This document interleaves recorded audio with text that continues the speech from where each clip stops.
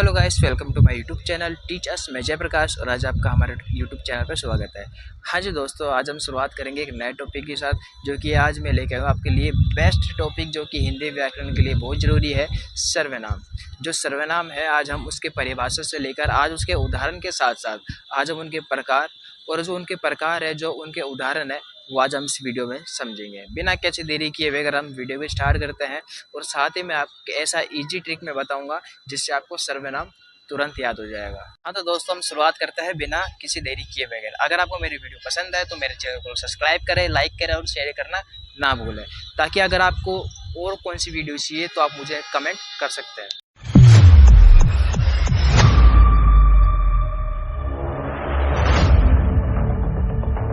तो दोस्तों, हम सबसे पहले शुरुआत करते हैं सर्वनाम की परिभाषा से। तो सर्वनाम की परिभाषा है, जिन शब्दों का प्रयोग संज्ञा के स्थान पर किया जाता है उसे हम सर्वनाम कहते हैं। जैसे कि मैं, तुम, वह, हमारा, तुम्हारा, आपका, उसने, वो। ठीक है। जैसे कि एक उदाहरण के तौर पर हम समझते हैं, गोपाल एक अच्छा लड़का है, गोपाल स्कूल जाता है, गोपाल प्रतिदिन नहाता है। ठीक है। जो इसमें गोपाल शब्द है वो बार बार आ रहा है। अब बार बार आ रहा है, जो गोपाल है वो एक क्या है, संज्ञा है। अगर हम संज्ञा के बदले अगर हम उसमें वह डाल दें, गोपाल एक अच्छा लड़का है, वह प्रतिदिन स्कूल जाता है, वह रोज नहाता है। जो वह क्या है, हमारा एक सर्वनाम है, और गोपाल है एक संज्ञा है। जैसे कि मैंने एक शब्द बताया, गोपाल स्कूल जाता है, गोपाल रोज नहाता है, गोपाल प्रतिदिन घूमने जाता है। इसमें शब्द है गोपाल, जो कि बार बार आ रहा है। ये पढ़ने हमको अच्छा नहीं लग रहा है, जिससे हम संज्ञा के बदले हम सर्वनाम का यूज़ करते हैं। जो संज्ञा का यूज़ होता है वो केवल एक ही बार होता है, जिस पर्सन के बारे में हम कह रहे हैं। गोपाल एक अच्छा लड़का है, ये हमने एक बार कहा। अब उसके बाद हम सर्वनाम का यूज़ करेंगे। वह प्रतिदिन नहाता है, वह प्रतिदिन घूमने जाता है, वह स्कूल भी जाता है। ठीक है। जो यही होता है, हम संज्ञा के स्थान पर सर्वनाम का यूज़ करते हैं। तो हम इसके टाइप्स के बारे में बात करेंगे। जो सर्वनाम है वो कितने प्रकार के होते हैं। जो सर्वनाम के प्रकार हैं वो केवल 7 प्रकार के होते हैं। पहला है पुरुषवाचक, दूसरा निश्चयवाचक, तीसरा अनिश्चयवाचक, चौथा प्रश्नवाचक, पांचवा संबंधवाचक, छठा है निजवाचक, और सातवां है, आपको मुझे कमेंट करना है कि सातवां टाइप कौन सा है। ठीक है। तो सबसे पहले हम बात करेंगे पुरुषवाचक की। जो हमारा पुरुषवाचक है उसके भी 3 प्रकार होते हैं।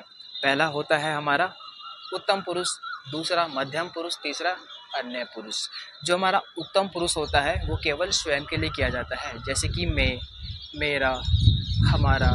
जो ये वर्ड है ये हम अपने लिए यूज़ करते हैं। जैसे कि मैं स्कूल जाऊँगा, मैं स्कूल जाऊँगा, मैं वहाँ गया था, ये हमारा है, इत्यादि। ठीक है। ये हमारा उदाहरण है।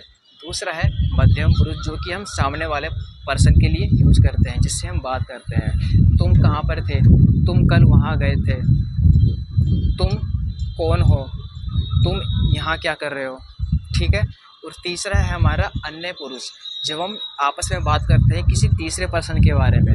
जैसे कि वो कल वहाँ गया था, वो कौन है, उसने क्या देखा था, उसने क्या किया था। ठीक है। ये हमारा अन्य पुरुष। दूसरा है हमारा निश्चयवाचक सर्वनाम। जो निश्चयवाचक सर्वनाम है, जिन सर्वनाम शब्दों में निश्चित व्यक्ति या वस्तु का बोध कराता है उसे हम निश्चयवाचक सर्वनाम कहते हैं। एक एग्जाम्पल के तौर पे मैं बताता हूँ, वह यहीं पढ़ रहा था, या फिर वह यहीं पढ़ रहा है। कौन, तीसरा व्यक्ति के बारे में बात हो रहा है। जैसे कि वह, जो वह शब्द एक सर्वनाम शब्द है, जो कि तीसरे व्यक्ति के बारे में बता रहा है। वह वस्तु कल देखी थी, या फिर वह वस्तु कल मैंने देखा है। जो वह शब्द है वो किसी वस्तु के बारे में ज्ञात हो रहा है, किसी वस्तु के बारे में बता रहा है।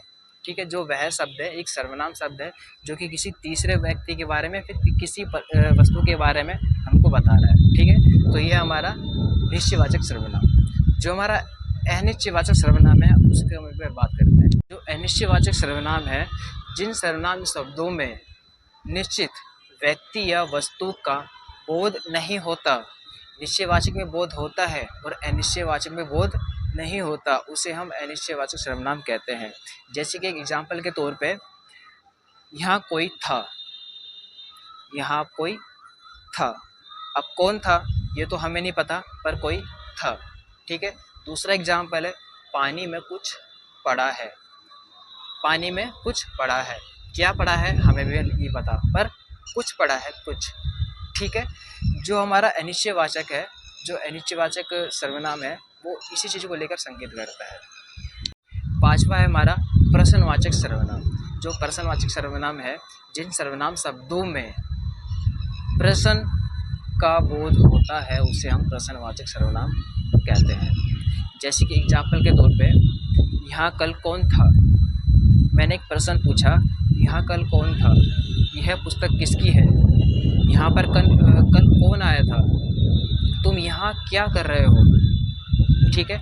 जैसे कि तुम यहाँ क्या कर रहे हो, क्या, इसमें क्या आया है, वो एक सर्वनाम है जो कि प्रश्नवाचक सर्वनाम है, जो कि मैं सामने वाले पर्सन से एक क्वेश्चन कर रहा हूँ, एक प्रश्न कर रहा हूँ, एक सवाल कर रहा हूँ। ठीक है। जहाँ पे सवाल खड़ा करना, ये होता है हमारा प्रश्नवाचक सर्वनाम। जब हम सामने वाले से किसी चीज़ के बारे में पूछते हैं, उससे प्रश्न करते हैं, उससे सवाल करते हैं, तो वही चीज़ होता है हमारा प्रश्नवाचक सर्वनाम होता है।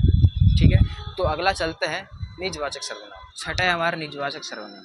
निजवाचक सर्वनाम है जिन सर्वनाम शब्दों में व्यक्ति केवल अपने लिए ही यूज़ करता है, वह होता है निजवाचक सर्वनाम। एक एग्जाम्पल के तौर पे समझाता हूँ। यह मकान मेरा है, मैं इस दुकान पर स्वयं बैठता हूँ। जो ये घर मेरा है, जो मेरा है, ये केवल अपने लिए यूज़ हुआ है। ठीक है। जो स्वयं है, यह इस दुकान पर मैं स्वयं बैठता हूँ। जो स्वयं है, ये एक सर्वनाम है। जो स्वयं है, ये केवल अपने लिए यूज़ हुआ है। ठीक है। जो व्यक्ति शब्दों को केवल अपने लिए यूज़ करता है, वो होता है निजवाचक सर्वनाम। ठीक है। अगला सर्वनाम कौन सा है, ये आपको मुझे कमेंट में बताना उसकी परिभाषा के साथ। अगर आपको मेरी वीडियो पसंद आई तो लाइक करें, शेयर करें और सब्सक्राइब करना ना भूल जाए। तो मिलते हैं नेक्स्ट टॉपिक के साथ। Thanks for watching.